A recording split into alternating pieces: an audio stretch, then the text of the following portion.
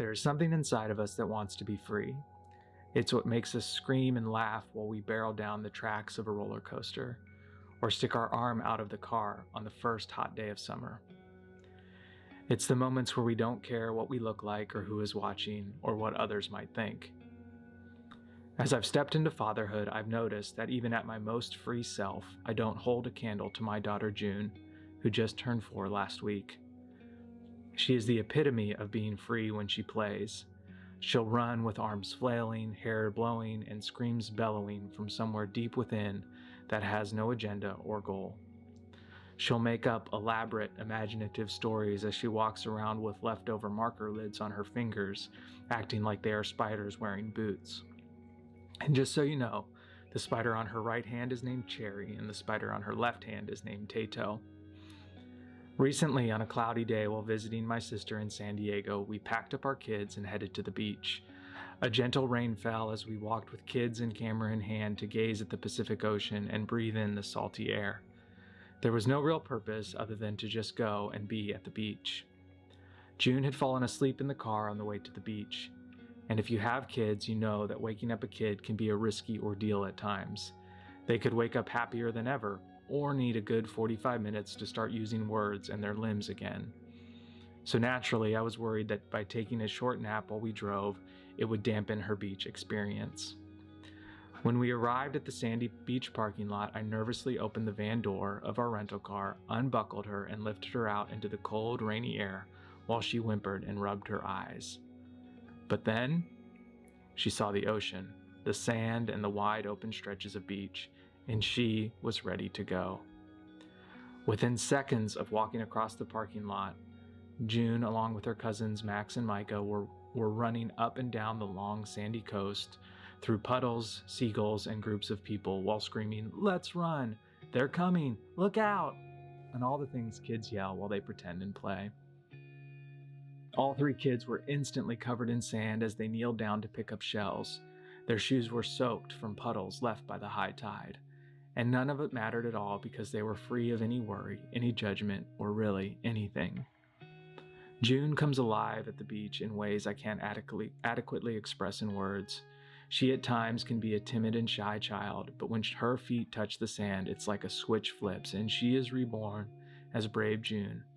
She's unafraid of the sounds, the people, the birds, or the icy water. She takes her shoes off and dips her toes right in no matter what the temperature. We visited 3 beaches while on vacation in Southern California, and at every single one she had the time of her life. It didn't matter the temperature, the time of day, or the activity involved. She just lit up, ran full speed, and enjoyed it. And as I watch her, I can't help but feel like I should be near a beach so I can know this more free, braver daughter of mine, one that I don't see as much as I would like during our normal day-to-day lives in Pennsylvania. Because as her dad, I want to know and encourage the best and bravest versions of my children whenever I can. The aspect that always amazes me about kids is that they don't care what people think. During one of our trips to the beach, there were a group of muscular college-age men sheepishly dipping their toes into the ocean, cringing at the temperature, and June barreled right past them with her leggings pulled up to her knees and walked right in, unfazed by the temperature or the people around her. Within minutes, she was soaking wet, running back and forth with the tide as the waves chased her from the sea. Something in life changes as we grow up, and we become overly aware of everyone else on the beach, on our beach, but not in a good way.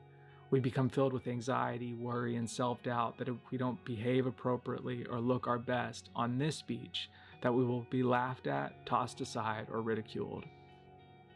And so our time on the beach is spent mostly caring about what others think rather than enjoying what has been set before us. Shouldn't it be the opposite? Shouldn't we look like June and enjoy what our Heavenly Father has set before us? A beach, a life, full of wonder, opportunities, and freedom? I know that I want to look like my 4-year-old. I want to be dripping wet with cold ocean water just because that's the opportunity I've been given. I want to run free through life with no worries about what those around me might think of me, but instead be focused on enjoying what is in front of me at the moment. So, when we are more worried about the people looking at us than the opportunities before us, let's look to 4-year-old June and simply enjoy what's been given to us. Let's burst through opportunities like a kid being set free down a beach with no other objective than to enjoy it for what it is. That would be freeing in the deepest sense, wouldn't it? As All Sons and Daughters lyrics so eloquently put it, it's for freedom that I have been set free. We are free to be free. And you know what? After our time on this beach is done, I don't think we will look back and wish we had played it safe.